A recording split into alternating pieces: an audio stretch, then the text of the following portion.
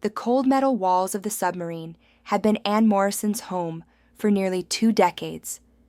At 43 years old, she could navigate the narrow corridors with her eyes closed, could identify any sound in the mechanical symphony that filled the vessel, and could read the pressure gauges as easily as most people read a clock. The USS Seawolf had been more than just a workplace. It had been a second skin, a steel cocoon that protected her and her crew as they dove into the darkest depths of the ocean. Anne had joined the Navy at 21, fresh out of university, with a degree in mechanical engineering. She had always been fascinated by the sea, by its mysteries, and its power.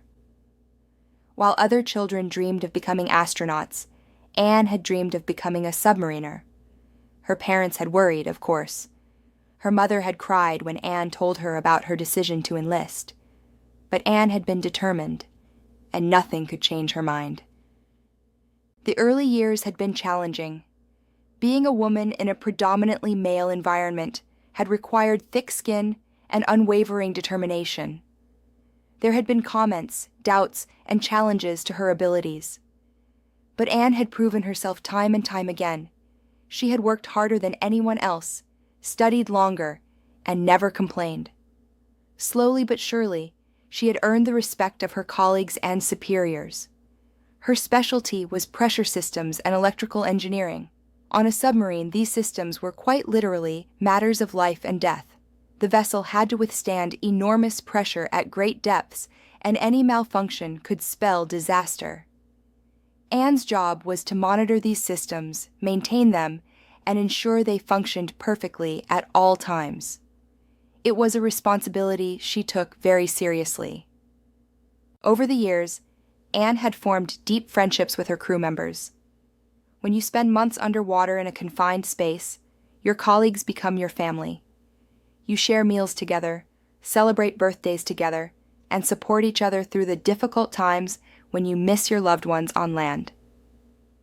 The bond between submariners is something special, something that people who have never served cannot fully understand. Marcus Williams had been Anne's closest friend on the Seawolf. He was a communications officer, 5 years younger than Anne, with an infectious laugh and an optimistic outlook on life. Marcus had joined the crew 3 years before the accident, and he and Anne had clicked immediately. They shared a love of old movies, terrible jokes, and strong coffee. During their off-duty hours, they would often sit in the tiny recreation room, playing chess and talking about their dreams for the future. Marcus had 2 young daughters back home, twins named Sophie and Emma. He carried their photos everywhere and talked about them constantly. Anne loved hearing his stories about their adventures, their funny sayings, and their growing personalities. Marcus's wife, Rachel, sent care packages that Marcus always shared generously with the crew. Anne had never married, never had children, and in some ways, Marcus's family had become a little bit hers too. The submarine life suited Anne perfectly. She thrived on the routine, the discipline, and the sense of purpose. She loved the technical challenges of her work and took pride in keeping her systems running flawlessly. She had received several commendations over the years and had risen to the rank of Chief Petty Officer. Her commanding officers valued her expertise and her calm demeanor under pressure. But there was one aspect of submarine life that Anne had never quite gotten used to: the darkness. Not the physical darkness of the ocean depths, but the psychological darkness that sometimes crept in during long deployments. The isolation, the confinement, the weight of the water above, pressing down on them. Sometimes, in her bunk at night, Anne would imagine all that water, millions of tons of it, and she would feel a tightness in her chest. But she had learned to manage these feelings, to push them aside and focus on her work. The incident that would change everything happened on a Tuesday in October, 3 years before Anne found herself sitting by Maple Lake. The USS Seawolf was conducting routine maneuvers in the Atlantic Ocean, about 200 miles off the coast of Maine. They were at a depth of 800 feet, well within the submarine's operational limits. The sea above was calm, the weather perfect. It should have been just another ordinary day. Anne was in the pressure control room with Marcus, who had come to discuss some interference in the communication systems. They suspected it might be related to the electrical systems, and Anne was running diagnostics. They were laughing about something, some silly joke Marcus had told. Anne could still remember the exact moment when everything changed. It started with a small sound, barely noticeable at first. A hiss, like air escaping from a tire. Anne's training kicked in immediately. She looked at the pressure gauges and saw that the readings were fluctuating, which should never happen. She reached for the emergency communication button, but before she could press it, there was a loud crack. The pressure differential valve had failed. It was a critical component that managed the air pressure inside different compartments of the submarine. When it failed, the pressure in their section began to drop rapidly.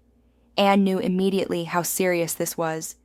The human body cannot survive rapid pressure changes. It causes a condition called decompression sickness, and in severe cases, it can be fatal. Emergency alarms began to sound throughout the submarine.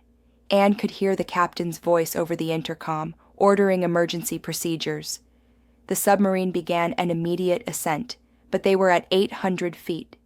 Even at maximum safe speed, it would take precious minutes to reach the surface.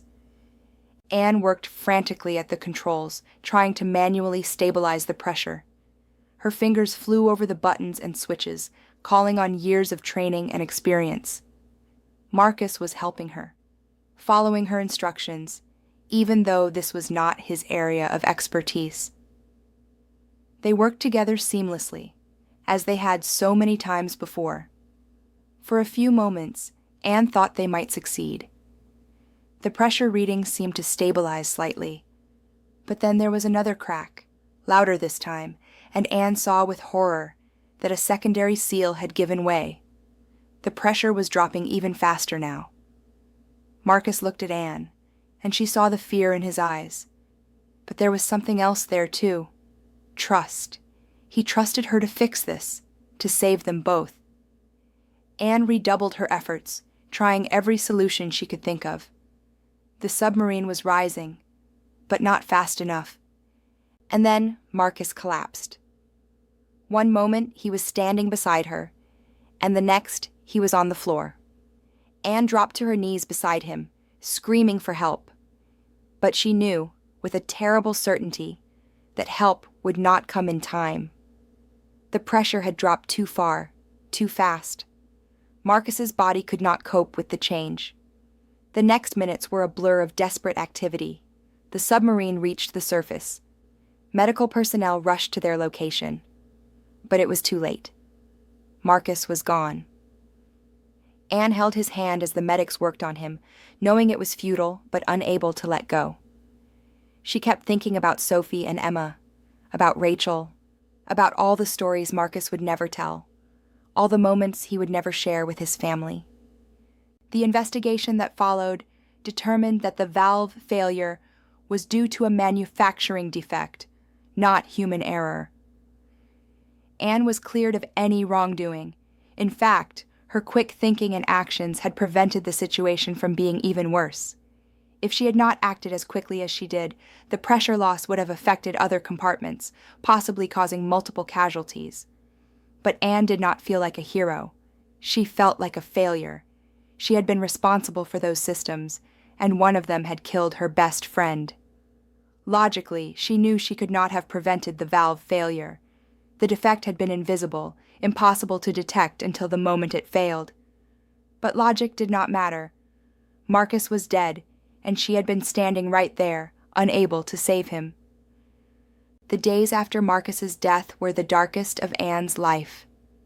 She attended his funeral, standing in her dress uniform beside hundreds of other mourners.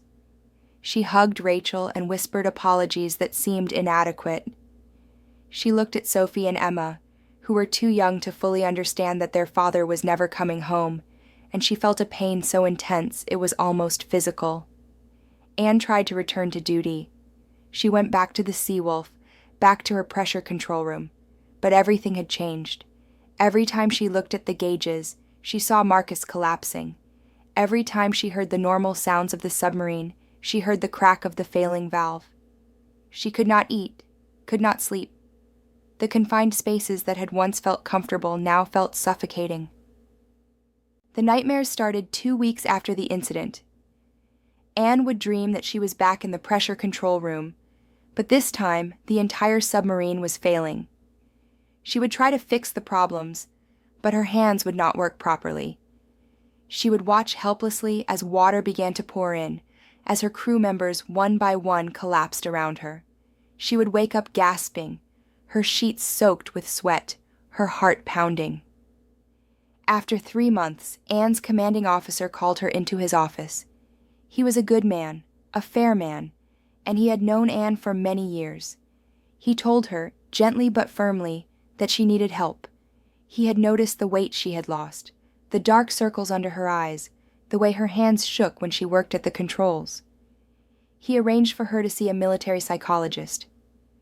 The diagnosis was post-traumatic stress disorder, or PTSD. The psychologist explained that Anne's brain had experienced a traumatic event and was now stuck in a pattern of reliving that trauma. The nightmares, the anxiety, the flashbacks, these were all symptoms of PTSD. The psychologist assured Anne that this was not a sign of weakness. It was a normal response to an abnormal situation. Many people who experienced trauma developed PTSD. With treatment, most people could recover. Anne started therapy. She talked about the incident, about Marcus, about her feelings of guilt and failure. It helped, somewhat. But she knew deep down that she could not continue as a submariner. The ocean depths, which had once been her home, now felt like a threat. The thought of descending into the darkness again filled her with dread. After 6 months, Anne made the difficult decision to leave the Navy. It felt like giving up, like admitting defeat. The Navy had been her life for 20 years. Who was she if she was not a submariner? But she knew she had no choice. For her own mental health, for the safety of any future crew, she had to step away. The retirement ceremony was small and private. Anne received an honorable discharge and a commendation for her years of service. Her fellow crew members shook her hand and wished her well. Some had tears in their eyes. They all understood, in their own way, what she was going through. They knew that sometimes even the strongest among them could be broken. The first few months after leaving the Navy were strange and difficult. Anne moved out of military housing and found herself a small apartment in San Diego, not far from the naval base. She had saved money over the years, and her military pension provided a modest income, so she was not in immediate financial need. But she was adrift, without purpose or direction. Every day felt the same. Anne would wake up late, having finally fallen asleep in the early hours of the morning after battling her nightmares. She would make coffee and sit on her small balcony, staring at the ocean in the distance. That vast expanse of blue, which had once represented adventure and purpose, now just reminded her of what she had lost. Her therapist encouraged her to establish a routine, to find new activities that would give structure to her days. Anne tried. She went to the gym, took long walks along the beach, read books. But nothing felt right. She was going through the motions of living without actually feeling alive. Friends from the Navy stayed in touch at first. They would call or stop by, trying to pull Anne out of her depression. But gradually, as months passed, and Anne remained withdrawn, the calls became less frequent. Anne did not blame them. She knew she was not good company. She could not talk about anything except the incident, and when they tried to talk about other things, she could not concentrate. The only person who stayed in constant contact was Rachel, Marcus's widow. At first, Anne had tried to avoid her, unable to face the woman whose husband she had failed to save. But Rachel had been persistent. She called Anne every week, and when Anne did not answer, she left voicemail messages, kind messages, never accusatory, just checking in. One day, 6 months after Marcus's death, Anne finally answered one of Rachel's calls. She did not know why. Perhaps she was just too tired to keep avoiding her. Rachel sounded genuinely happy to hear her voice. They talked for over an hour. Rachel told her about Sophie and Emma, about how they were coping, about the small rituals they had established to remember their father. And then Rachel said something that Anne would never forget. "Anne, Marcus loved you like a sister. He talked about you all the time. He told me once that you were the best submariner he had ever worked with, and that he felt safe whenever you were on duty. What happened was not your fault. Marcus would not want you to torture yourself like this. He would want you to live." Anne cried then, for the first time since the funeral. She cried for Marcus, for Rachel and the girls, for her lost career, for the person she used to be. And when the tears finally stopped, she felt something she had not felt in months. A tiny spark of hope. Maybe Rachel was right. Maybe she could live again. That conversation with Rachel marked a turning point. Anne began to engage more seriously with her therapy. She learned coping techniques for her anxiety and nightmares. She started taking medication that helped with the PTSD symptoms. Slowly, very slowly, she began to feel a little bit better. But Anne knew she could not stay in San Diego. There were too many memories there, too many reminders of her old life. She needed a fresh start, somewhere new, somewhere far from the ocean. Her therapist agreed. Sometimes, she said, changing your environment can be an important part of healing. Anne spent weeks researching different places. She wanted somewhere small and quiet, somewhere she could find peace. She looked at towns in the mountains, in the desert, in farm country. And then, one evening, she came across Clearwater. Clearwater was a small town in Vermont, about 3,000 residents, located beside a large freshwater lake called Maple Lake. The town was known for its natural beauty, its friendly community, and its excellent fly fishing. There was a small aquarium there, the Clearwater Aquarium and Nature Center, which housed local fish species and provided educational programs about freshwater ecosystems. Something about Clearwater appealed to Anne. The lake was not the ocean. It was smaller, calmer, safer. But it was still water, still connected to that element that had defined so much of her life. And the aquarium intrigued her. She had always loved marine life. When she was not working on the submarine, she had often spent her free time reading about fish and other aquatic creatures. On an impulse, Anne looked up the aquarium's website. They had a job posting for an aquarium attendant. The position involved feeding the fish, cleaning the tanks, maintaining the equipment, and helping with educational programs. The requirements were modest: a love of aquatic life, some technical skills, and the ability to work with the public. The salary was much less than Anne had earned in the Navy, but it was enough to live on, especially in a small town like Clearwater. Anne stared at the job posting for a long time. Could she really do this? Could she leave behind everything she had known and start over in a completely different field?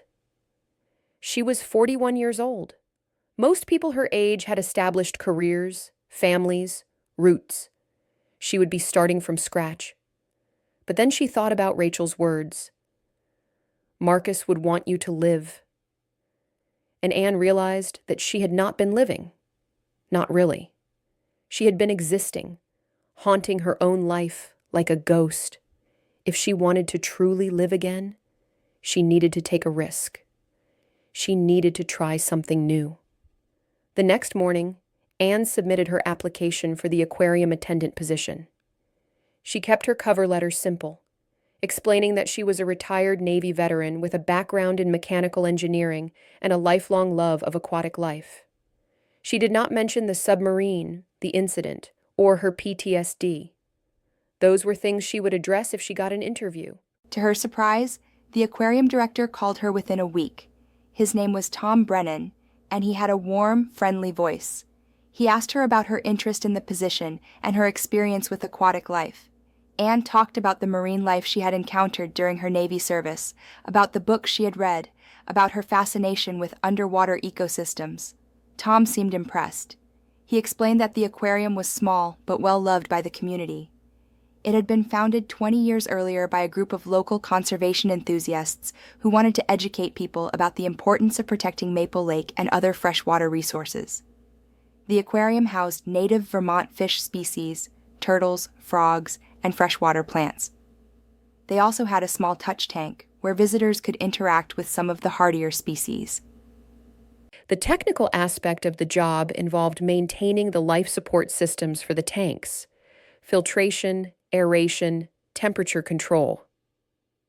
When Tom described these systems, Anne felt a flicker of interest. These were similar to some of the systems she had worked with on the submarine, just on a much smaller and safer scale. Tom offered her the job during that first phone call. He said he could tell she was genuinely passionate about aquatic life, and her technical background was exactly what they needed. Their previous attendant had retired, and they had been struggling to find someone who could both care for the animals and maintain the equipment. Anne accepted the job. She gave herself 2 weeks to prepare for the move. She packed up her small apartment, putting most of her possessions into storage.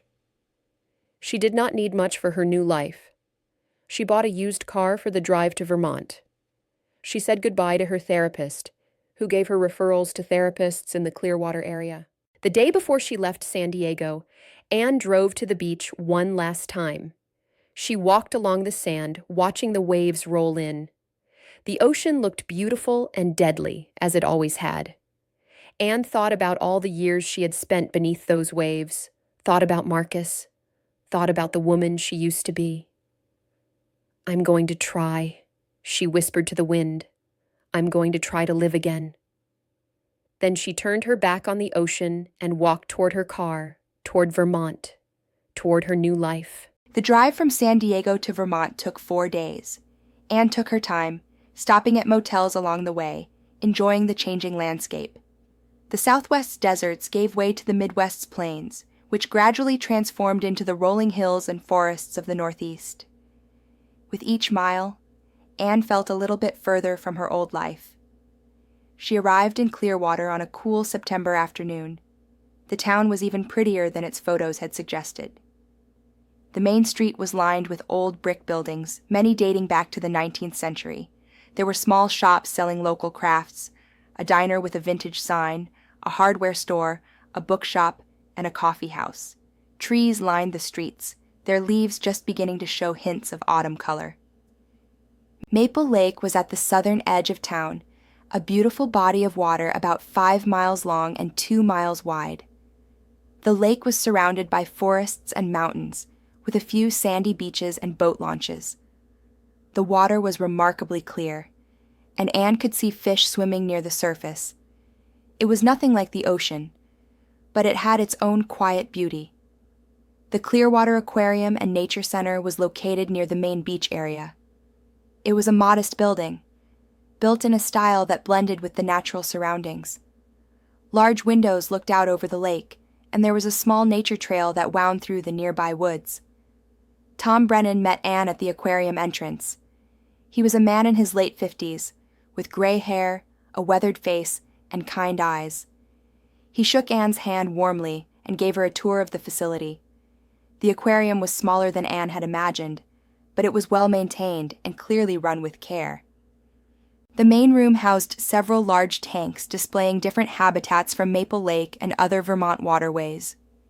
There was a rocky stream habitat with native trout, a weedy shallows tank with bass and sunfish, a deeper water tank with lake trout and whitefish.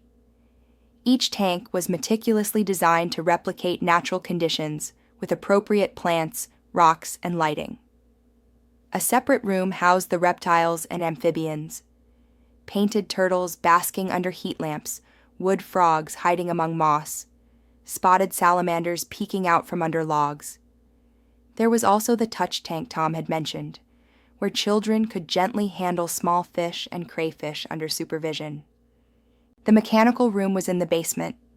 Tom showed Anne the filtration systems, the pumps, the heaters, and the backup generators. Anne immediately felt comfortable here. These were systems she understood. They were simpler than submarine systems, but the principles were the same: maintaining proper conditions to support life. Tom explained Anne's responsibilities.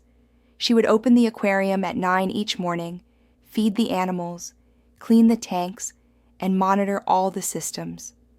Throughout the day, she would be available to answer visitor questions and help with educational programs. She would close the aquarium at 5, but she would need to do a final check of all systems before leaving. Anne rented a small cottage about a mile from the aquarium. It was a simple place, just 2 rooms, but it was cozy and private. The cottage was surrounded by trees, with a small porch that looked out over a stream. The rent was cheap by California standards, and the landlord, an elderly woman named Mrs. Henderson, was kind and unobtrusive. Anne's first few weeks in Clearwater were an adjustment period. Everything was so different from what she was used to. The pace of life was slower. People smiled at her on the street, said hello even though they did not know her. The air smelled of pine trees and wood smoke. At night, the sky was full of stars, unobscured by city lights. The work at the aquarium was pleasant and absorbing. Anne quickly fell into a routine. She would arrive early, before the aquarium opened, and spend time just watching the fish. There was something calming about their smooth movements, the way they glided through the water with such grace and purpose. She learned the names and characteristics of each species, studied their behaviors, became familiar with their individual personalities. Feeding time was Anne's favorite part of the day. She loved watching the fish respond to the food, the way they would rush to the surface or hunt along the bottom depending on their species. The bass were aggressive, darting after their food. The trout were more cautious, circling carefully before striking. The catfish would lurk on the bottom, using their whiskers to detect food in the sand. The touch tank required special attention. The animals there were handled frequently by visitors, so Anne had to check them daily for signs of stress or injury. She learned to move them gently, to minimize their stress, to ensure they had quiet periods to recover. Tom had taught her that education was important, but the welfare of the animals always came first. Maintaining the mechanical systems was straightforward for someone with Anne's background. She quickly became adept at reading the water quality parameters, adjusting pH and temperature, cleaning filters, and troubleshooting problems. When one of the pumps began making an unusual noise, Anne diagnosed and fixed the issue before Tom even knew there was a problem. Tom was impressed and grateful. He told Anne she was the best aquarium attendant they had ever had. The visitors to the aquarium came in all varieties. There were families with young children who would press their noses against the glass and point excitedly at the fish. There were school groups who came for educational programs about aquatic ecosystems. There were elderly couples who would spend hours watching the tanks, finding peace in the quiet movements of the fish. And there were fishermen who came to learn about the fish they hoped to catch in Maple Lake. Anne found that she enjoyed interacting with the visitors more than she had expected. Children asked endless questions, and Anne discovered she had a knack for explaining things in ways they could understand. She would tell them about how fish breathe through their gills, how they sense vibrations in the water, how different species had adapted to different environments. The children's enthusiasm was infectious, and Anne would often find herself smiling after an interaction. But the job also had its challenges. Sometimes the memories would come flooding back. The sound of the filtration pumps would remind her of submarine machinery, and suddenly she would be back in that pressure control room, watching Marcus collapse. The confined space of the mechanical room would sometimes trigger her claustrophobia. And occasionally, when she had to put her hands deep into a tank to adjust something, the feeling of pressure and water would make her heart race. Anne continued with therapy. She had found a therapist in a nearby town, a woman named Dr. Sarah Chen, who specialized in PTSD. Dr. Chen helped Anne develop strategies for managing her triggers. When the memories became overwhelming, Anne would excuse herself, go outside, and practice the breathing exercises Dr. Chen had taught her. She would look at the sky, feel the breeze on her face, remind herself that she was safe, that she was on land, that the past was the past. Gradually, as weeks turned into months, Clearwater began to feel like home. Anne learned the names of the regular visitors to the aquarium. She discovered which coffee shop made the best lattes. She found a good hiking trail in the mountains. She became friendly with her neighbors, though she kept her interactions surface level, not ready yet to share her history. The changing seasons brought new beauty to the area. October painted the forests in brilliant reds, oranges, and yellows. November brought the first snow, transforming the landscape into a winter wonderland. December was cold and quiet, with ice forming around the edges of Maple Lake. The aquarium received fewer visitors in winter, which gave Anne more time to focus on maintenance and to simply observe the fish. It was during this quieter winter period that Anne began to feel a shift within herself. The nightmares were becoming less frequent. Some nights, she would sleep all the way through. The anxiety attacks were less intense. She could go for hours, sometimes even a whole day, without thinking about the incident. She was not healed, not yet, but she was healing. In January, on what would have been Marcus's 40th birthday, Anne visited a local church. She was not particularly religious, but she felt the need to do something to mark the day. She lit a candle for Marcus and sat quietly in the empty church, thinking about her friend. She thought about his laugh, his stories about his daughters, his kindness and optimism. "I'm living," she whispered to his memory. "I'm trying to live, like Rachel said you would want. It's hard, but I'm trying." And for the first time since the incident, Anne felt that Marcus would be proud of her. As winter melted into spring and spring bloomed into summer, Anne's life in Clearwater settled into a comfortable pattern. She had been working at the aquarium for nearly a year, and she felt more at peace than she had in a long time. The work was fulfilling in a way she had not expected. It was not as dramatic or important as her Navy work had been, but it was good, honest work that helped people and animals. Anne had also begun to participate more in the community. She joined a book club at the local library, though she often just listened rather than contributing. She volunteered at the annual town cleanup day, picking up trash along the shore of Maple Lake. She attended the 4th of July fireworks, standing among her neighbors and watching the colors burst over the water. But Anne's favorite time of day, the time she looked forward to more than any other, was her evening ritual at Maple Lake. Every evening after work, regardless of weather, Anne would walk to a specific spot on the lake shore. It was a small clearing with a weathered wooden bench, partially hidden by trees, with a clear view across the water.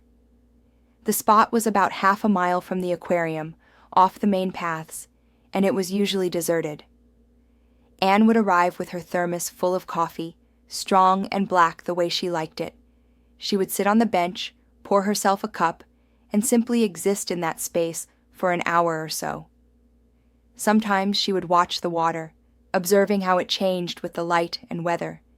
Sometimes she would watch the birds, herons fishing in the shallows, ducks paddling in groups, eagles occasionally soaring overhead.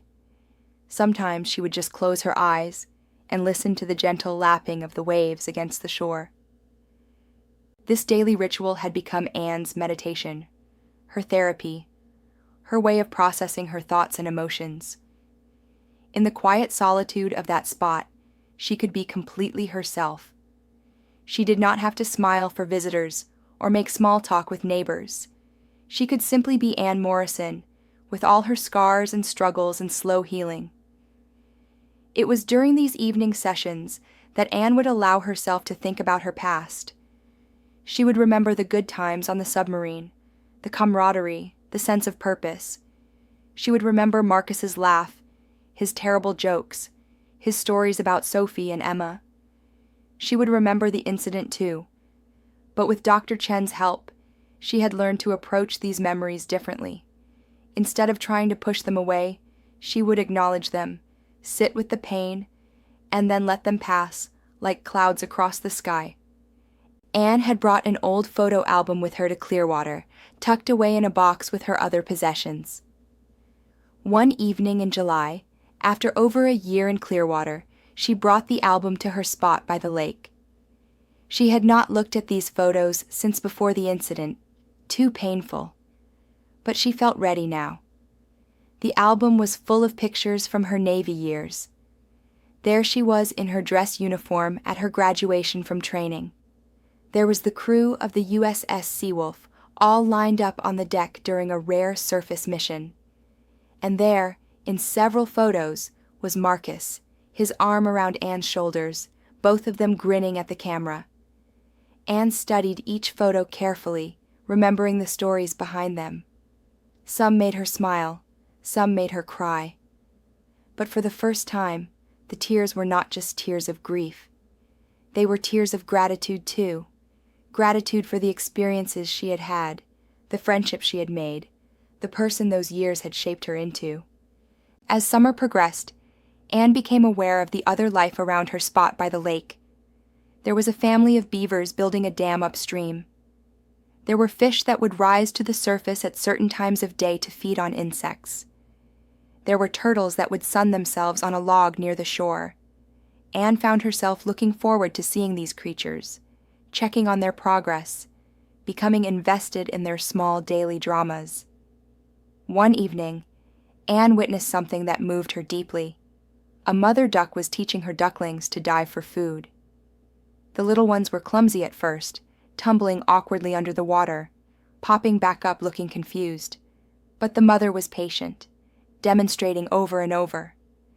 And gradually, the ducklings improved. By the end of the evening, they were diving with purpose and success. Anne saw a metaphor in this scene. She too was learning to navigate new waters, and like the ducklings, she was clumsy and uncertain at first. But with patience and practice, she was getting better. She was learning to live again, to find joy in simple things, to be present in each moment. The summer was beautiful in Vermont. The days were warm but not oppressively hot. The lake water was perfect for swimming, though Anne never went in deeper than her knees. The forests were lush and green. The town hosted various events, farmers' markets, outdoor concerts, craft fairs, and Anne attended some of them, slowly becoming less of a newcomer and more of a resident. Anne had started to make friends, though she still kept most people at a distance. There was Tom from the aquarium, who had become something of a mentor to her. There was Mrs. Henderson, her landlord, who would occasionally invite Anne over for tea. There was a woman named Linda, who worked at the coffee shop, who always remembered Anne's order, and would chat with her about books they had both read. But Anne had not told anyone in Clearwater about her past, not really. People knew she was a veteran, but she had not shared the details of her service or the reasons for her departure. When people asked, she would give vague answers and change the subject. It was not that she was ashamed.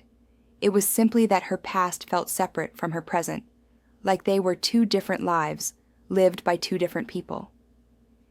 As August arrived, bringing with it the first hints of autumn, Anne felt a sense of contentment that had eluded her for years. She was not completely healed from her trauma. She still had bad days, still had moments when the memories would overwhelm her. But those days were becoming less frequent. More and more, she found herself living in the present rather than trapped in the past. On a particularly beautiful August evening, Anne sat on her usual bench with her thermos of coffee.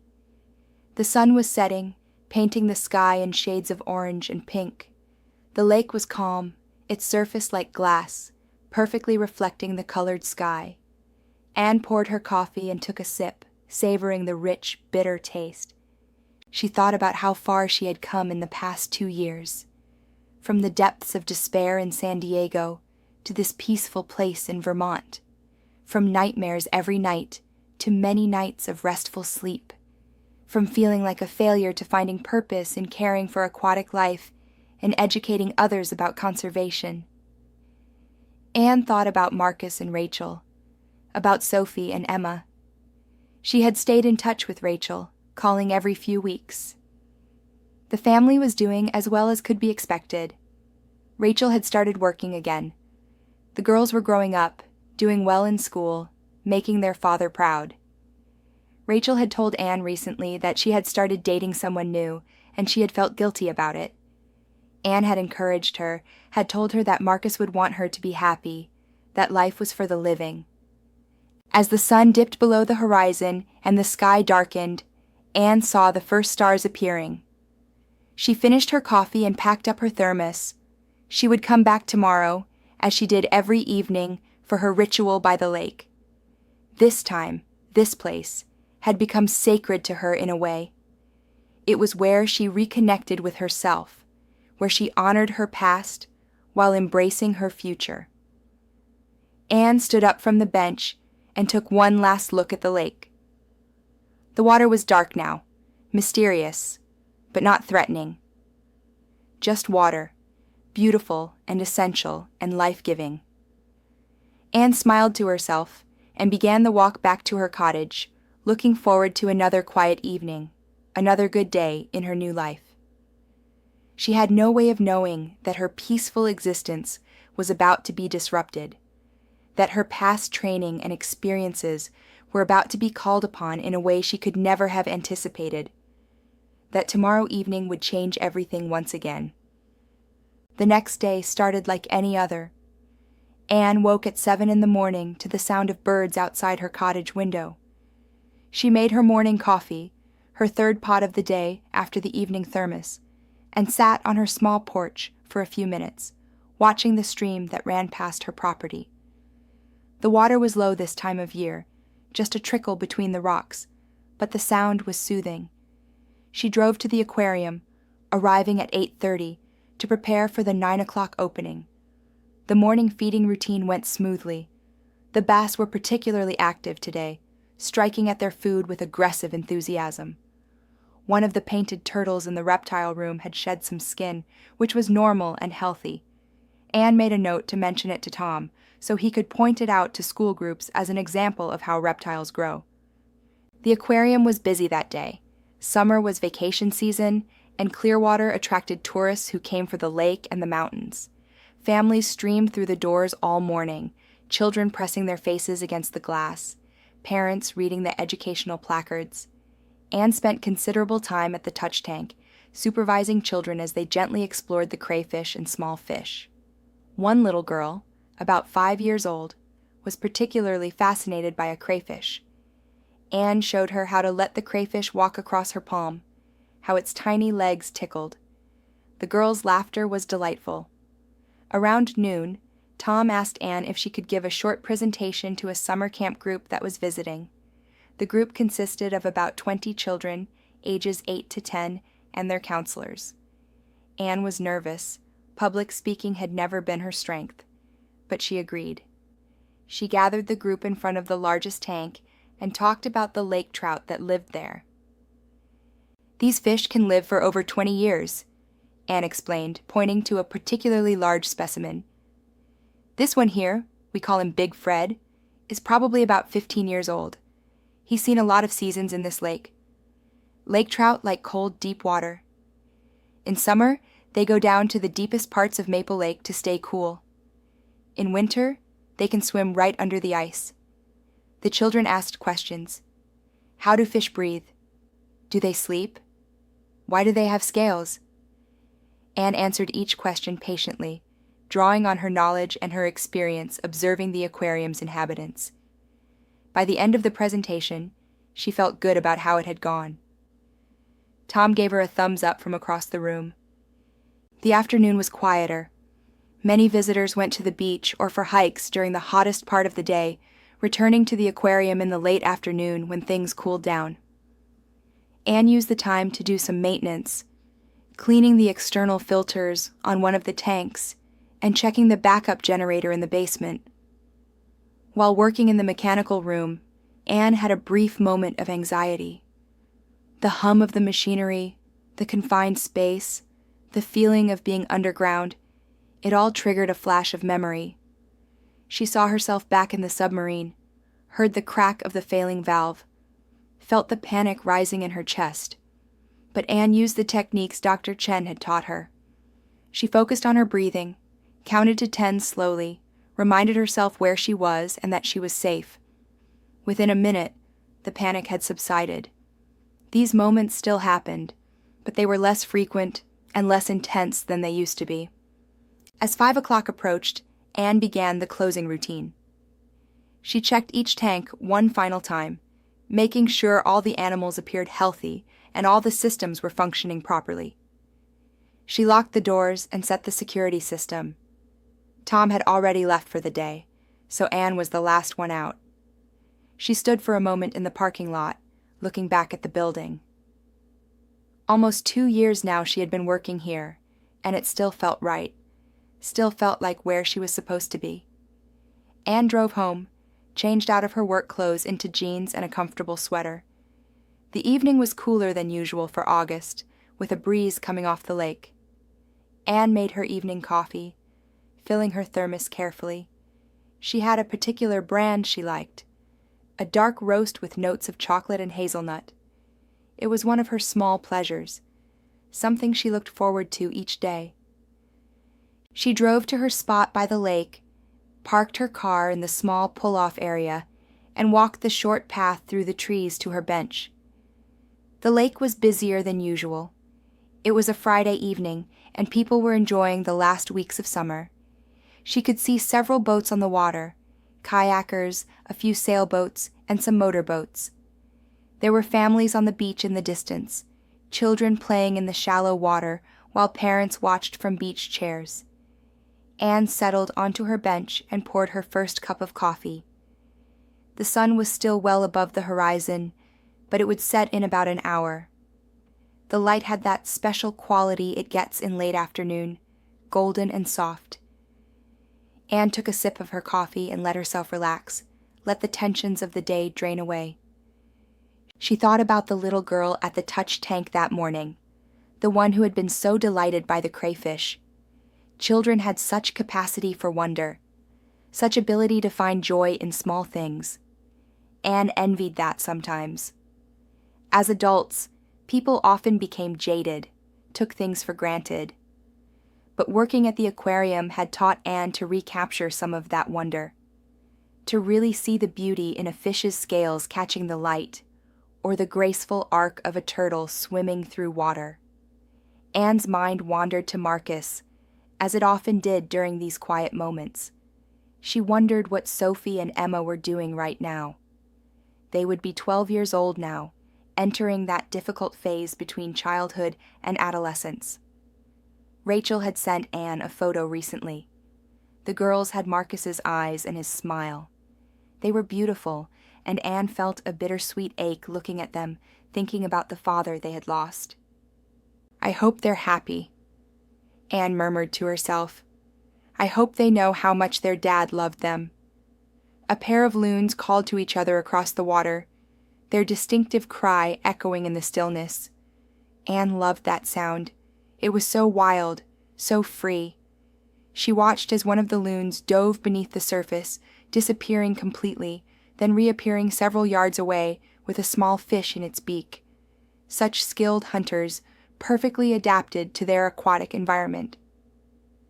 Anne poured her second cup of coffee from the thermos. She was about halfway through her evening ritual. Usually she would stay until the sun set, sometimes a bit longer, watching the stars emerge. It was her time to decompress, to process her thoughts, to just be. She let her mind wander over the past 2 years, the journey from San Diego to Clearwater, from despair to tentative hope. She thought about her therapy sessions with Dr. Chen, about how hard they had worked together to help Anne heal. She thought about this town, this community, this lake that had become her home. She thought about the life she had built here, modest but meaningful. Anne knew she was lucky. Many people with PTSD never found their way back. Many remained trapped in their trauma, unable to move forward. Anne had been given a second chance, and she was determined not to waste it. She would never be the person she was before the incident, that Anne was gone forever. But this new Anne, this quieter, more thoughtful version, was okay. She was enough. The sun was getting lower now, touching the tops of the mountains on the far side of the lake. The light was beginning to turn orange. Anne had maybe 30 minutes left before sunset. She thought about what she would make for dinner when she got home. Something simple, probably. Pasta, maybe, with the fresh vegetables she had bought at the farmer's market. She would eat on her porch, listening to the stream, maybe read a bit before bed. Anne took another sip of coffee and let her gaze drift across the water. She was not really looking at anything in particular, just letting her eyes unfocus, her mind drift. It was deeply relaxing, this combination of caffeine and meditation, of alertness and peace, and then she saw it. Something simple, probably. Pasta, maybe. With the fresh vegetables she had bought at the farmer's market. She would eat on her porch, listening to the stream, maybe read a bit before bed. Anne took another sip of coffee and let her gaze drift across the water. She was not really looking at anything in particular, just letting her eyes unfocus, her mind drift. It was deeply relaxing, this combination of caffeine and meditation, of alertness and peace. And then she saw it.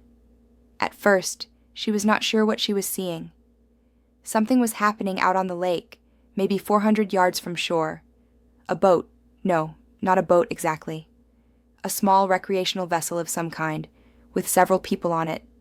And it was moving wrong, tilting at an angle that was not natural. Anne sat up straighter, suddenly alert.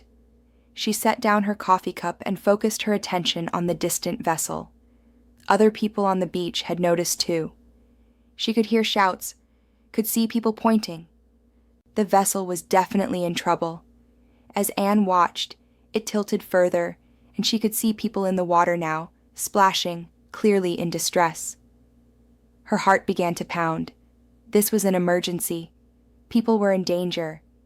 Anne's mind immediately went into analysis mode, a skill honed by years of submarine training. She assessed the situation rapidly. Distance to shore, approximately 400 yards. Water depth, probably 20 to 30 feet in that area of the lake. Number of people in distress. She counted quickly, at least 8, possibly more. Water temperature, probably around 70 degrees Fahrenheit, cold enough to cause problems, but not immediately life-threatening. Visibility, good, clear evening. Time of day, early evening, still light. But there were problems, serious problems. 400 yards was a long distance to swim, especially for people who were panicking. If any of them were not strong swimmers, they could drown. And from what Anne could see, some of them seemed to be struggling badly. Anne looked around frantically. There had to be someone who could help, someone with a boat. There were boats on the water, but they were either too far away or heading in the wrong direction. The people on the beach were running around, shouting, but no one seemed to know what to do. Some were pulling out their phones, presumably calling 911, but emergency services were in town, several miles away. They would not get here in time.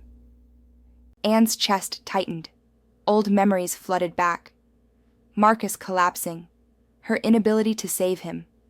The terrible helplessness of watching someone die right in front of her. She could not breathe properly. Her vision was starting to narrow. A panic attack, she realized dimly. She was having a panic attack right now when people needed help. No, not now. Anne closed her eyes for just a moment and forced herself to breathe, to use her training. In through the nose. 1, 2, 3, 4. Hold. 2, 3, 4. Out through the mouth. 1, 2, 3, 4. Again. The panic receded slightly, enough for her to think. Anne opened her eyes and looked at the people in the water. They were still struggling, some of them going under and coming back up. Children. She could tell now that several of them were children or teenagers, young people, with their whole lives ahead of them, like Sophie and Emma, like the little girl from the touch tank that morning, and suddenly Anne knew what she had to do. She had failed to save Marcus. That would haunt her forever. But she did not have to fail again.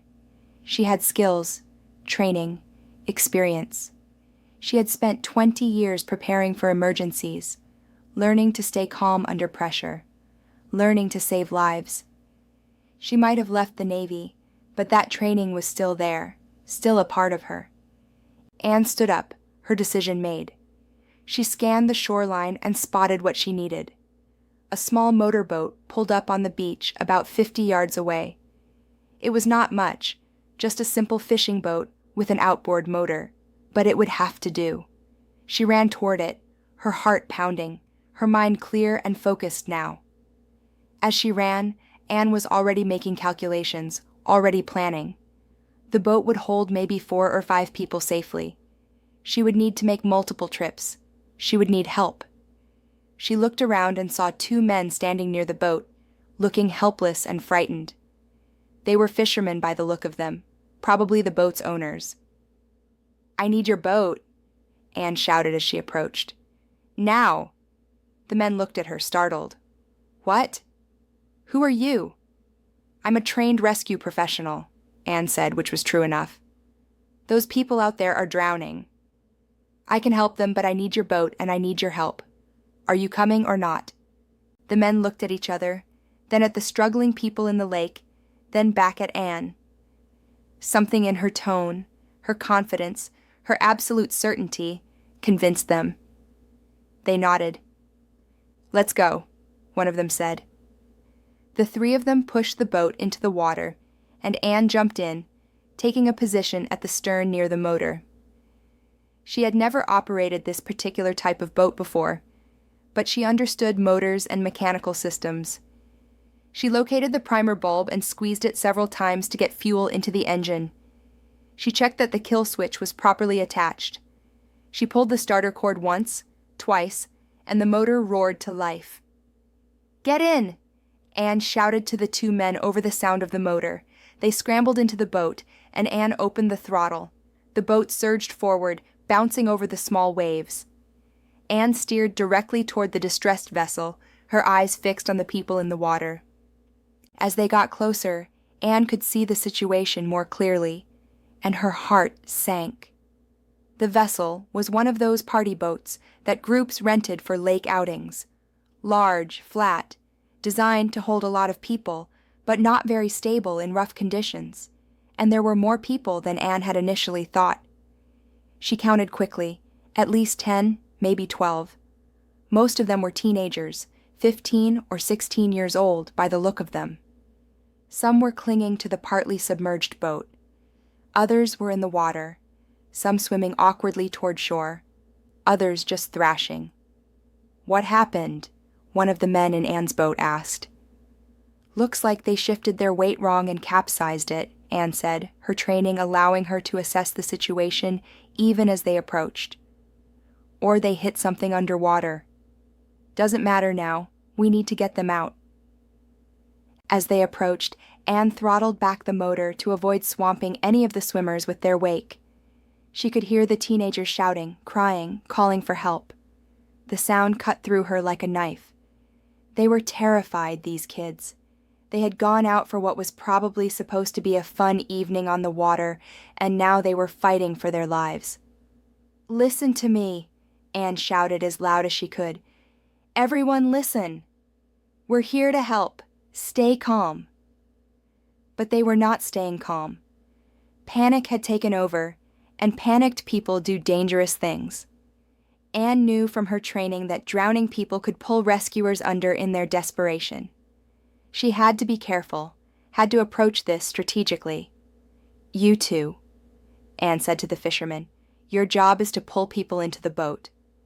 I'll handle the motor and positioning. But listen carefully. If anyone grabs you and tries to pull you in, push them away. I know that sounds harsh, but if they pull you under, we all die. Understood?" "Understood?" The men nodded. their faces pale but determined. Anne brought the boat alongside the capsized vessel. 3 teenagers were clinging to it, 2 boys and a girl. They looked the most stable of the group, so Anne decided to get them first. "You 3," Anne called. "We're going to pull you in one at a time. When I tell you, let go of the boat and grab the hand reaching for you. Don't try to climb in by yourself. Let us pull you. Understand?"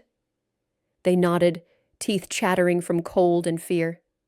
"You first," Anne said, pointing to the closest boy. One of the fishermen leaned out, grabbed the boy's arm, and hauled him into the boat. The boy collapsed on the bottom, gasping. "You're okay," Anne told him. "You're safe now. Just breathe." They repeated the process for the other 2. Now they had 3 in the boat, plus Anne and the 2 fishermen. The boat was getting full, but Anne judged they could take maybe 2 more. But the situation in the water was deteriorating. One of the swimmers, a girl with long hair, was struggling badly. Her head kept going under. She was maybe 30 yards away, but in that moment, she might as well have been a mile. Anne made a split-second decision. "I'm going in," she told the fisherman. "Take the boat closer to that girl, the one in the pink shirt. I'll swim to her and bring her back." "Are you sure?" one of the fishermen asked. Anne was not sure at all. The thought of going into the water, of being surrounded by all that pressure, of being helpless and vulnerable, it terrified her, but she did not have time for fear. "Just do it," she said, and before she could second-guess herself, she dove off the side of the boat. The water was shockingly cold. It hit Anne like a physical blow, taking her breath away. For a moment she was disoriented, underwater, surrounded by darkness and pressure. Memories flooded back, the submarine, the pressure, Marcus falling. But Anne fought through it. She kicked hard and surfaced, gasping. The girl in the pink shirt was nearby, thrashing wildly. Anne swam toward her with strong, practiced strokes. Her Navy training had included water survival, and though she had not used these skills in years, they came back automatically. "I've got you," Anne called as she reached the girl, but the girl was too panicked to hear. She grabbed at Anne, her fingers clawing. Anne felt herself being pulled under. This was exactly what she had warned the fisherman about. A drowning person's instinct is to climb on top of anything that floats, even another person. Anne went under, the girl on top of her. Dark water closed over her head. For a moment, pure panic seized her. She was back in the submarine. The pressure was building. She could not breathe.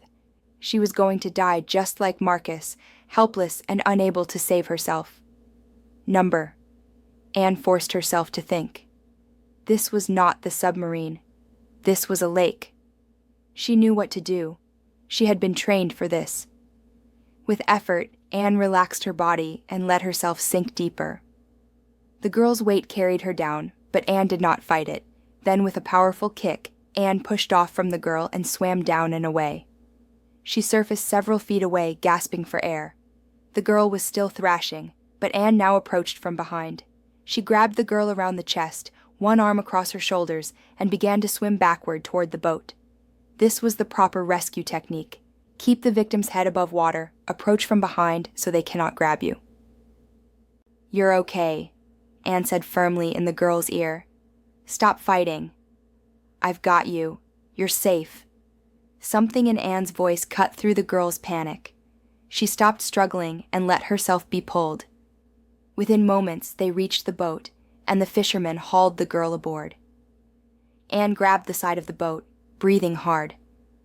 The cold water was sapping her strength, and she knew she could not stay in long. But there were still more kids in the water. "How many more?"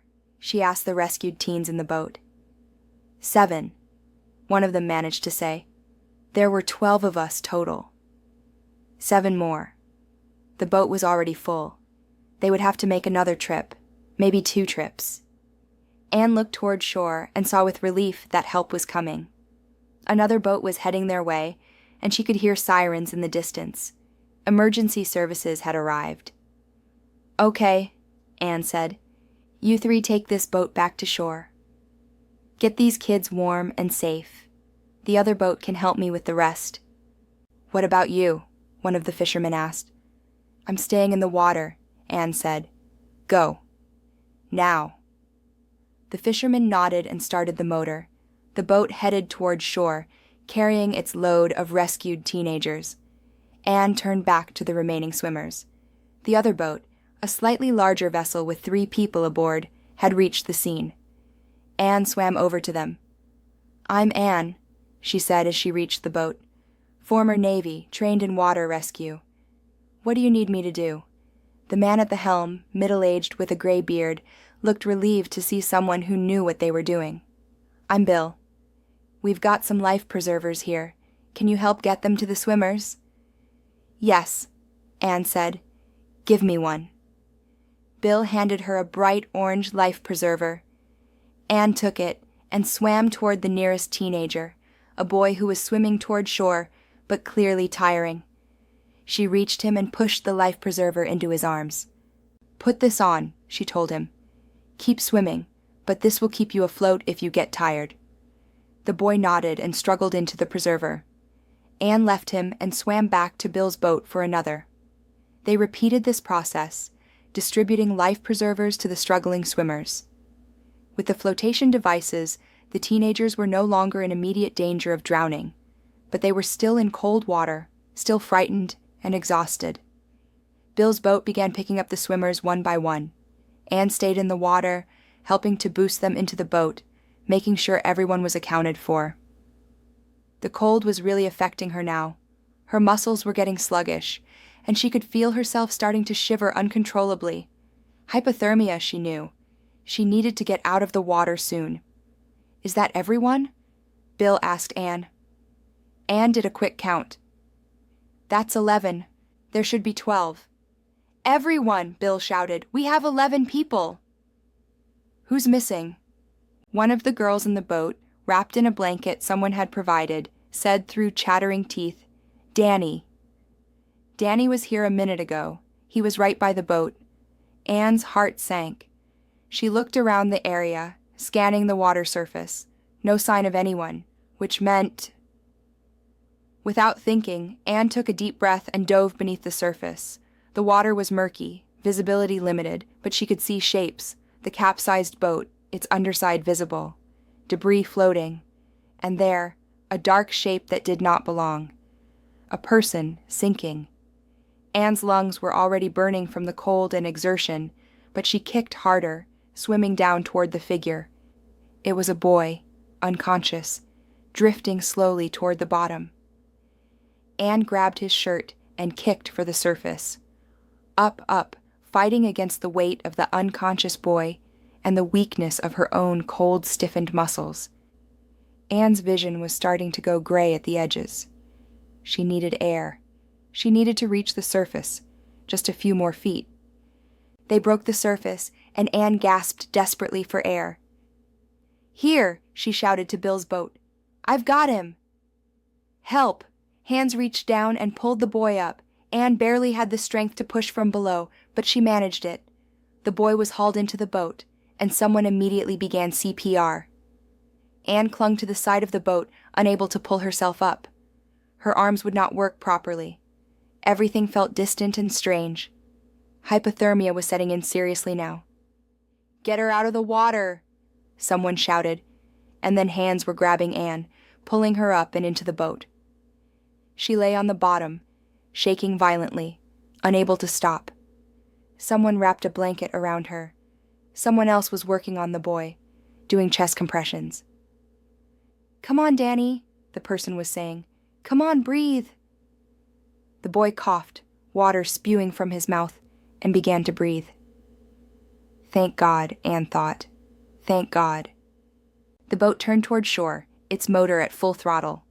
Anne lay on the bottom, wrapped in her blanket, shaking and exhausted, but alive. They had all made it. All 12 teenagers, all the rescuers.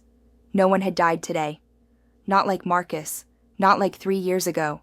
Today, Anne had been able to save them. As the boat reached the shore and hands helped her onto land, as emergency medical personnel surrounded her with blankets and began checking her vital signs, Anne felt something she had not felt since before the incident. She felt proud of herself. She had faced her fears, had gone into the water despite her trauma, had used her training to save lives. Marcus would have been proud too, she thought, as she finally let herself relax, let the paramedics take care of her. And for the first time in 3 years, that thought brought a smile to her face instead of tears. The next hours passed in a blur of activity. Anne was taken to the small Clearwater Community Hospital, along with the 12 teenagers and the other rescuers. She was treated for mild hypothermia and exhaustion. The doctors wanted to keep her overnight for observation, and Anne was too tired to argue. She lay in a hospital bed, warm finally under several heated blankets, and tried to process what had happened. It still felt surreal, like something that had happened to someone else. She had gone into the water. Despite all her fears, all her trauma, she had done it, and she had helped save 12 young lives. A nurse came to check on her, a young woman with kind eyes. "You're quite the hero," the nurse said as she checked Anne's vital signs. "Everyone's talking about you." "I'm not a hero," Anne said automatically. "I just did what anyone would have done." "Not anyone," the nurse said. "Most people freeze in emergencies. You acted. Those kids are alive because of you." Anne did not know what to say to that, so she said nothing. But inside, something warm was glowing. The nurse was right. Those kids were alive. All 12 of them. Danny, the boy who had been underwater, was going to be fine. He had been released to his parents with instructions to follow up with his doctor, but he would make a full recovery. Later that evening, Tom from the aquarium came to visit. He looked relieved when he saw Anne sitting up in bed. "Anne," he said, taking the chair beside her bed, "I heard what happened. Are you all right?" "I'm fine," Anne said. "Just cold and tired." "You saved those kids," Tom said. "The whole town is talking about it. You're a hero." There was that word again. Hero. Anne felt uncomfortable with it. I couldn't let them drown. I had to do something." Tom studied her face for a moment, and Anne had the feeling he saw more than she wanted him to. "You've been carrying something heavy for a long time," he said quietly. "I could always see it in your eyes, even when you were smiling. I don't know what happened to you before you came to Clearwater, but maybe today you put down some of that weight." Anne felt tears prick her eyes. Tom was more perceptive than she had given him credit for. "Maybe," she whispered. Tom reached over and patted her hand. "Take all the time you need to recover. The aquarium will be fine for a few days. The fish can wait. You just focus on taking care of yourself." After Tom left, Anne lay back against her pillows and closed her eyes. She was exhausted, but it was a good exhaustion, the kind that comes after meaningful effort. She thought about the past 3 years, about the long journey from the moment Marcus died to this moment lying in a hospital bed in Vermont. She had thought, in those dark days after the incident, that she would never recover, that she would never feel whole again. She had been certain that she had failed as a person, as a submariner, as a friend. But maybe Tom was right. Maybe today she had put down some of that weight. Anne must have fallen asleep because when she opened her eyes again, it was morning. Sunlight was streaming through the hospital window. A nurse came in with breakfast and the news that Anne could be discharged after the doctor did one final check. While Anne was eating her breakfast, there was a knock on her door. 2 people entered, a man and a woman, both around 16 or 17 years old. Anne recognized them immediately. They were 2 of the teenagers from the boat. "Ms. Morrison?" the girl said tentatively. "Can we talk to you for a minute?" "Of course," Anne said, setting down her fork. "Are you both okay? Recovered from yesterday?" "We're fine," the boy said. "Thanks to you." "We just wanted to thank you personally," the girl added. "What you did, you saved our lives. All of us. We were so scared and you were so brave." Anne felt her throat tighten with emotion. "I'm glad I could help," I'm so glad you're all okay. We heard you're a veteran, the boy said, that you used to be in the Navy. Anne nodded, surprised they had found out so quickly. Small towns and their gossip networks.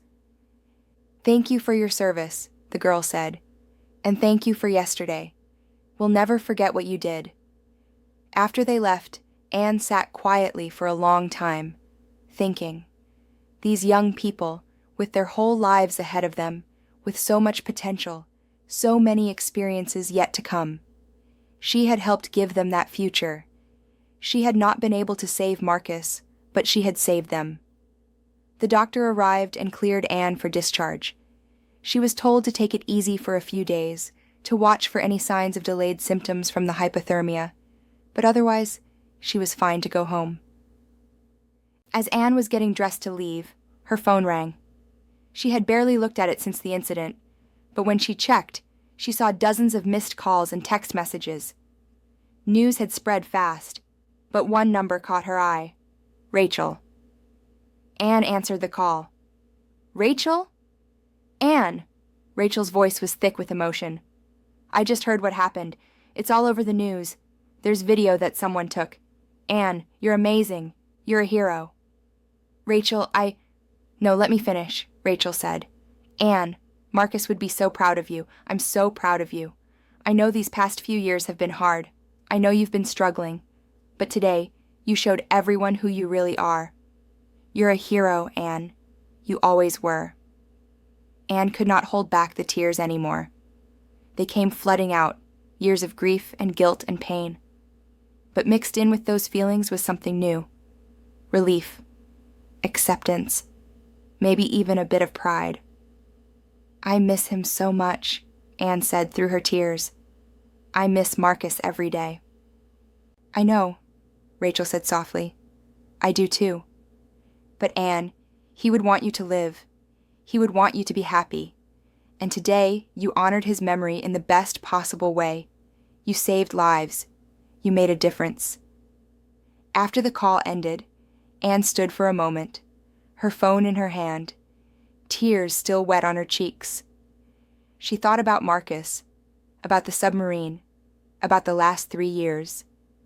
And she realized that Rachel was right. She had spent so long focused on the one life she could not save that she had forgotten about all the lives she could save. Today had reminded her of her purpose, of her value, of her ability to make a positive difference in the world. It had reminded her that her training, her experience, her skills, they all meant something. They had saved 12 young lives yesterday. Anne left the hospital and drove to her cottage. The day was beautiful, warm and sunny. She parked and walked inside, grateful to be home. She made herself a pot of coffee, of course, and sat on her porch listening to the stream. Her phone kept buzzing with messages, people from town wanting to thank her, reporters wanting to interview her, friends and former colleagues from her Navy days who had seen the news. Anne turned off her phone. She needed quiet, needed time to process everything. She thought about her evening ritual by the lake, about how it had been interrupted by the capsizing boat. In a way, everything had changed in that moment. The peaceful, safe existence she had built for herself had been disrupted. But maybe that was okay. Maybe she had needed that disruption, needed to be reminded that she was capable of more than just quietly healing in isolation. Over the next few days, as Anne recovered at home, the story of the rescue continued to spread. It turned out that someone on the beach had filmed part of the rescue on their phone, and the video had gone viral online. Anne watching herself diving into the water, pulling the girl to safety, going back for Danny. She looked braver in the video than she had felt in reality. The local newspaper wanted to interview her. A regional news station wanted to do a feature. Anne declined most of these requests. She was not comfortable with attention and fame. But she agreed to one interview with the local paper, figuring she owed the community that much. The reporter was a young man named Jason, who worked for the Clearwater Gazette. He met Anne at her cottage, and they sat on her porch for the interview. Ms. Morrison, everyone in Clearwater is calling you a hero. Jason began. How does that feel? Anne chose her words carefully. I appreciate the sentiment, but I'm not comfortable with the hero label. I just did what I was trained to do. Anyone with my background would have done the same. Can you tell us about your background? Jason asked. We've heard you're a Navy veteran, but the details are sparse. Anne hesitated. She had kept her past private since arriving in Clearwater. But maybe it was time to share her story, at least part of it. I served in the Navy for 20 years, she said. I was a submariner, worked on the USS Seawolf. My specialty was pressure systems and mechanical engineering. That must have been challenging work, Jason said. Why did you leave the Navy? This was the difficult part. Anne took a breath. 3 years ago, there was an accident on the submarine. A pressure system failed. My best friend and colleague was killed. I couldn't continue after that. I was diagnosed with PTSD and had to retire. Jason's expression was sympathetic. That must have been incredibly difficult. And then just a few days ago, you faced another water emergency. That must have brought back difficult memories. It did, Anne admitted. When I first saw those kids in trouble, I was terrified. All my fears came flooding back. But I realized that I had a choice. I could let my fear control me, or I could use my training to help. I chose to help. That's incredibly brave, Jason said. Do you think this experience will change how you deal with your PTSD? Anne thought about that. I think it reminded me that trauma doesn't have to define me. Yes, something terrible happened to me. Yes, I lost someone I cared about deeply. But I still have skills, training, experience that can make a difference. I couldn't save my friend 3 years ago, but I could save those 12 kids. And maybe that's okay. Maybe that's enough. The article that ran in the Clearwater Gazette was thoughtful and respectful. Jason had captured Anne's words accurately and had written about her with genuine admiration, but without making her seem like a superhuman figure. The article acknowledged her struggles with PTSD while also celebrating her courage during the rescue. After the article was published, something unexpected happened. People started reaching out to Anne with their own stories. Veterans with PTSD who had read about her experience and wanted to share theirs. People who had experienced trauma and were struggling to move forward. People who had thought they were broken beyond repair, but who found hope in Anne's story. Anne found herself in an unusual position. She had never thought of herself as an inspiration to others. She had just been trying to survive, to get through each day, to heal slowly. But apparently, her story resonated with people. They saw in her journey a reflection of their own struggles and proof that healing was possible. One evening, about a week after the rescue, Anne received a phone call from an organization called Veterans Minds, a nonprofit that provided mental health support to veterans with PTSD. They asked if Anne would be willing to speak at their annual conference, to share her story and her insights about recovery. Anne's first instinct was to say no.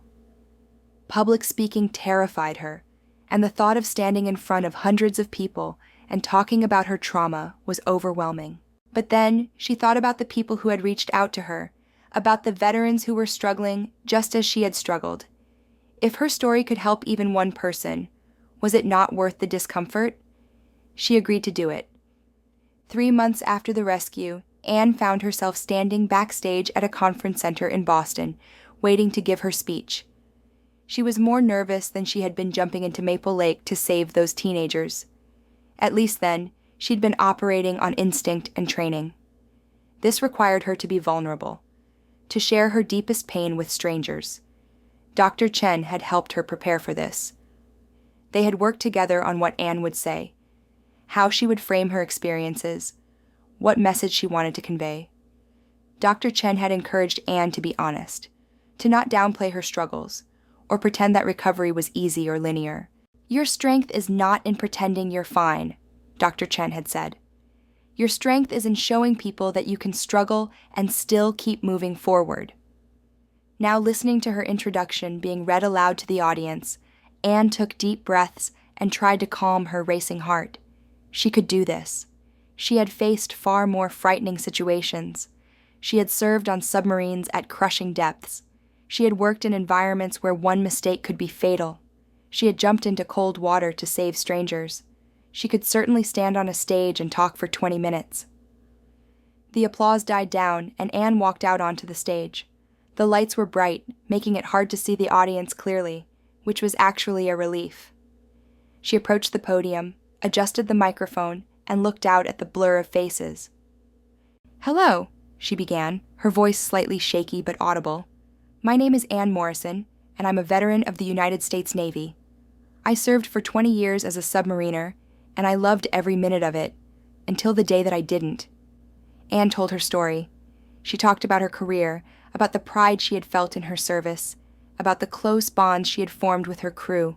She talked about Marcus, about his kindness and his humor and his love for his family, and then she talked about the accident. "When Marcus died, I felt like I died too," Anne said, her voice thick with emotion. "I blamed myself. I thought I had failed, that I was weak, that I was broken beyond repair. I had nightmares every night. I could not eat, could not sleep, could not function. I wanted to disappear." She paused, took a breath, continued, "But I did not disappear. With help from therapists, from medication, from time and patience, I slowly began to heal. I left the Navy and moved to a small town in Vermont.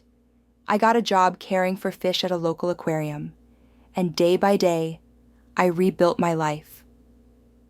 Anne told them about Clearwater, about the peaceful routine she had established, about her evening ritual by the lake, and then she told them about the rescue. "When I saw those kids in trouble, every part of me wanted to run away," Anne admitted. "I was terrified. I thought about the water, the pressure, the memories. I almost let my fear win. But then I thought about Marcus and about what he would want me to do, and I knew I had to help." She described the rescue in detail, the cold water, the panic, the exhaustion. She told them about pulling Danny from beneath the surface, about lying in the rescue boat afterward, shaking and spent but alive. "That day taught me something important," Anne said, looking out at the audience. "PTSD does not mean you are broken. Trauma does not define you. Yes, terrible things happen. Yes, we lose people we love. Yes, we carry scars. But we also carry strength. We carry training, experience, resilience. We carry the ability to keep going, to keep fighting, to keep living." Anne's voice grew stronger as she continued. "I could not save Marcus. That will always hurt. That scar will never completely heal. But I could save those 12 teenagers. And maybe that is what recovery looks like. Not forgetting the past, not pretending the trauma never happened, but choosing to use our pain to fuel our purpose. Choosing to help others, to make a difference, to keep living even when it is hard." She spoke for 25 minutes, longer than planned, but the audience was rapt. When she finished, the applause was thunderous. People stood up. Some were crying. Anne felt overwhelmed by the response, but also deeply moved. Her story had touched people. Her pain, shared, had somehow helped them with theirs. After the speech, dozens of people wanted to talk to Anne. Veterans with their own stories. Therapists who wanted to thank her for her honesty. Family members of veterans with PTSD who felt they understood their loved ones better after hearing Anne speak. It was exhausting, but also meaningful. One person who approached Anne was a young woman, maybe 25 years old, with haunted eyes that Anne recognized immediately. "Thank you," the woman said simply. "I'm a Marine Corps veteran. I was in Afghanistan. I lost my whole squad in an IED attack. I was the only survivor. I've been struggling. Your story helped me realize that maybe I can move forward too." Anne grasped the woman's hand. You can, she said with certainty. It's hard. Some days will be terrible, but you can move forward. Please, get help if you haven't already. Find a good therapist. Be patient with yourself. And know that surviving is not the same as betraying the people you lost. They would want you to live. The woman nodded, tears streaming down her face, and hugged Anne. In that moment, Anne understood the true power of sharing her story. It was not about being a hero or seeking recognition. It was about creating connection, about showing others that they were not alone in their struggles. After the conference, Anne returned to Clearwater. She was grateful to be home, to return to her quiet life and her routine at the aquarium. But something had shifted. She felt more purposeful now, more connected to a larger community of people who understood trauma and recovery. Dr. Chen noticed the change in their next session. "You seem different," she observed. "How are you feeling?" "Better," Anne said. "More settled." The speaking engagement was hard, but it was also healing, I think. To acknowledge what happened, to share it openly, and to see that my experience could help others. "That's wonderful," Dr. Chen said. "I've seen tremendous growth in you over these past 3 years. You've done the hard work of confronting your trauma, processing your grief, and building a new life. You should be proud." "I am," Anne said, and she meant it. "I'm not completely healed. I still have bad days. The nightmares still come sometimes. But I'm managing. I'm living. And that feels like enough." As winter approached, Anne's life continued in its pleasant rhythm. She worked at the aquarium, took care of the fish, interacted with visitors. She continued her evening ritual by the lake, though the approaching cold weather meant her time on the bench was shorter. She maintained her friendships in town, attended community events, felt more integrated into Clearwater society. And she continued to hear from the teenagers she had rescued. Several of them stopped by the aquarium to visit her. One young man, the boy named Danny, whom Anne had pulled from under the water, came by regularly. He had become fascinated by aquatic life after his near-drowning experience, and he would spend hours talking to Anne about the fish, asking questions, learning. "I think I want to study marine biology in college," Danny told Anne one day, "because of you. Because you made me realize how important water is, how powerful and dangerous, but also how beautiful." Anne felt a deep sense of satisfaction hearing this. From trauma could come growth. From near death could come renewed purpose. Danny was living proof of that, and so was Anne. One December afternoon, as Anne was closing up the aquarium, Tom approached her with a thoughtful expression. "Anne, can we talk for a minute?" he asked. "Of course," Anne said, wondering if there was a problem. They sat in the small office behind the main exhibit area. Tom looked a bit nervous, which was unusual for him. "I've been doing a lot of thinking," Tom began. "The aquarium has been doing well. Visitor numbers are up, partly because of all the publicity from the rescue. But more than that, people love you. They love how you engage with them, how you educate them, how much you clearly care about the animals and the environment." Anne was not sure where this was going. "Thank you," she said. "I do care about this place." "I know you do," Tom said. "Anne, I'm 62 years old. I've been running this aquarium for 20 years, and I'm tired. I've been thinking about retiring, and I've been thinking about who should take over after I'm gone." Anne's eyes widened.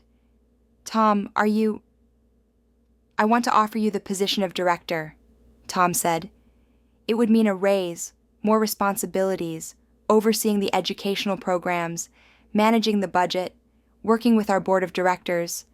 But I think you would be perfect for it. You have the technical skills, the knowledge, and most importantly, the passion." Anne was stunned. Director of the aquarium. It was a position of real responsibility, of leadership. It was so far from what she had imagined when she first arrived in Clearwater as a broken veteran, just looking for a quiet place to heal. I don't know what to say, Anne managed. You don't have to answer right now, Tom said kindly. Think about it. Talk to Dr. Chen about it if you need to. But Anne, you've built a life here. You've become part of this community. This could be your chance to really put down roots, to make an even bigger impact. That evening, Anne sat on her bench by the lake despite the cold. She had brought a blanket and her thermos of coffee, and she watched the last rays of sunlight paint the sky in shades of purple and gold. The lake was starting to freeze around the edges, and snow was beginning to fall gently, dusting the landscape in white. Anne thought about Tom's offer. Director. It was a big step, a big responsibility. But as she thought about it, she realized she wanted it.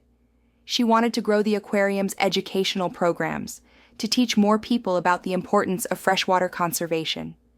She wanted to mentor young people like Danny, to nurture their passion for aquatic life. She wanted to continue building her life here in Clearwater, to put down deep roots, to truly belong. She thought about the journey that had brought her here, from the depths of the Atlantic Ocean in a submarine to the shores of Maple Lake, from the darkness of PTSD to the light of recovery and purpose, from the crushing guilt of not being able to save Marcus to the redemption of saving 12 young lives. Anne realized that she had been thinking about recovery wrong. She had thought of it as returning to who she was before the trauma. But that was impossible. The old Anne, the submariner who had never experienced devastating loss, was gone forever. But the new Anne, the one sitting here by this frozen lake, was pretty good too. She was scarred but healing. She was cautious but brave. She was wounded but whole. I'm going to do it, Anne whispered to the cold air, to the falling snow, to Marcus's memory. I'm going to accept the position. I'm going to keep living, keep growing, keep making a difference. The snow fell harder, and Anne finished her coffee. She stood up from her bench, tucked her thermos under her arm, and began the walk back to her car. Behind her, the lake was settling into its winter sleep, ice spreading across its surface. In the spring, it would thaw and come alive again, teeming with fish and birds and life. And Anne would be here to see it, to celebrate it, to protect it. She would be here, living fully, honoring Marcus's memory, not with guilt and grief, but with purpose and joy. She would be here, director of the Clearwater Aquarium and Nature Center, former submariner, PTSD survivor, rescuer of 12 young lives. She would be here, Anne Morrison, no longer defined by her trauma, but shaped by it into someone stronger, wiser, and more compassionate. Someone who had descended into the darkest depths and found her way back to the light. Someone who had found redemption from the depths. 3 years later, Anne sat at her desk in her office at the Clearwater Aquarium and Nature Center, reviewing the plans for the new exhibit. It was going to be the aquarium's largest expansion yet, a whole new wing dedicated to cold water species from around the world. The board of directors had approved the funding after months of Anne's careful proposal writing and presentations. Construction would begin in the spring. It had been 3 years since Tom had retired, and Anne had taken over as director. 3 years of challenges and growth, of successes and setbacks, of building something meaningful. The aquarium had flourished under Anne's leadership. Visitor numbers had tripled. They had established partnerships with local schools for regular educational field trips. They had started a summer internship program for high school students interested in marine biology, and Danny had been their first intern. Anne's office was modest but comfortable, with large windows overlooking Maple Lake. On her desk was a photo of the aquarium staff, a team of 12 dedicated people whom Anne had grown to care about deeply. There was also a small framed photo of Marcus, Rachel, and the twins, sent to Anne by Rachel several years ago. Anne looked at it often, but now it brought more smiles than tears. Rachel and her new husband had visited Clearwater the previous summer, bringing Sophie and Emma with them. The girls were teenagers now, 15 years old, smart and funny, and so much like their father. They had toured the aquarium, and Anne had shown them all the behind-the-scenes areas, explaining how the systems worked. Sophie had been particularly fascinated by the mechanical systems, just as her father would have been. "Anne," Sophie had said at the end of the visit, "thank you for keeping Dad's memory alive. Mom talks about him a lot, but it means something special to know that you think about him too, that he mattered to you." "He mattered very much," Anne had replied, her voice thick with emotion. "He was one of the best people I ever knew." Anne's PTSD was better managed now, though it had not disappeared entirely. She still had bad days, still occasionally had nightmares, still sometimes felt the panic rising when she found herself in confined spaces. But she had learned to live with it, to recognize the signs, to use her coping strategies. It was part of her now, like a scar that had healed but would always be visible. She had continued speaking at conferences and events for veterans with PTSD. It had become a secondary calling for her, this advocacy and education work. She spoke perhaps once every few months, sharing her story, offering hope, providing practical advice. She had heard from hundreds of veterans over the years, people who told her that her story had helped them seek treatment, had given them hope, had shown them that recovery was possible. The teenagers Anne had rescued from Maple Lake 3 years ago were all doing well. Danny had just started college, majoring in environmental science. 2 others had joined the military, inspired partly by Anne's example. Several others came back to Clearwater during their summer breaks and volunteered at the aquarium. They had formed a special bond, this group of 12 who had shared a near-death experience and been saved by a traumatized veteran who had chosen courage over fear. Anne's evening ritual by the lake had continued, though it had evolved. She still went to her bench most evenings, still brought her thermos of coffee, still used that time to reflect and decompress. But now she was sometimes joined by others. Tom would occasionally come by, and they would sit together in comfortable silence, watching the water. Dr. Chen, who had become not just Anne's therapist, but also her friend, sometimes met her there for informal check-ins. And occasionally, some of the rescued teenagers would stop by, wanting to talk to Anne, to thank her again, to update her on their lives. The rescue itself had become a permanent part of Clearwater's local history.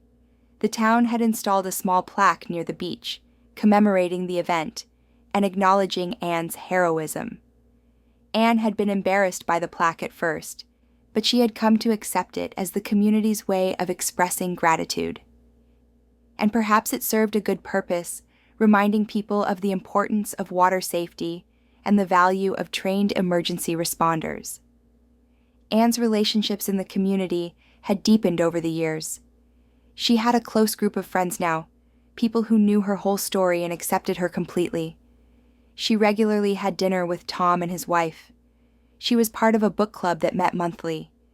She had even started dating someone, a kind man named David, who taught at the local high school.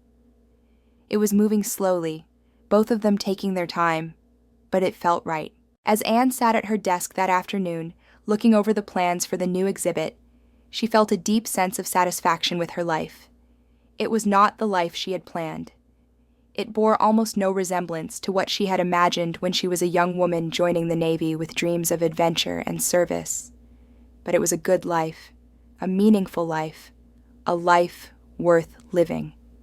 Her intercom buzzed. "Anne, there's someone here to see you," her assistant said. "Send them in," Anne replied. The door opened, and a young woman entered. She looked to be in her mid-20s, with a military bearing that Anne recognized immediately. The woman was nervous, twisting her hands together. "Ms. Morrison?" the woman said. "I'm sorry to bother you without an appointment. My name is Jessica Martinez. I'm a veteran, Army. I served in Iraq." Anne stood up and came around her desk. She recognized the look in Jessica's eyes, the haunted quality, the barely contained pain. She had seen that look in her own mirror years ago. "Please, sit down," Anne said gently, gesturing to the chair across from her desk. "Would you like some coffee?" "No, thank you," Jessica said, sitting down. I heard you speak at a veterans conference last year, in Boston. I was in the audience. Your story, it really affected me. I'm glad, Anne said, sitting down across from Jessica. That's why I share my story, to help others who are struggling. I've been struggling a lot, Jessica admitted. Her voice was shaky. I lost my whole squad. Everyone except me. I have nightmares every night. I can't hold down a job. My family doesn't understand. I feel like I'm drowning. Anne's heart ached for this young woman. She remembered so clearly what that felt like, that sensation of drowning in your own trauma, unable to breathe, unable to surface. I understand, Anne said. I've been where you are. And I want you to know that it can get better. It will get better. But you need help. Are you seeing a therapist? I tried, Jessica said, but I didn't connect with them. And it's expensive. And I don't know if I can keep doing this. Anne heard the desperation in Jessica's voice, and she knew this was a critical moment. This young woman needed hope, needed guidance, needed someone who truly understood. Anne spent the next hour talking with Jessica. She shared more of her own story, the details of her struggle and recovery.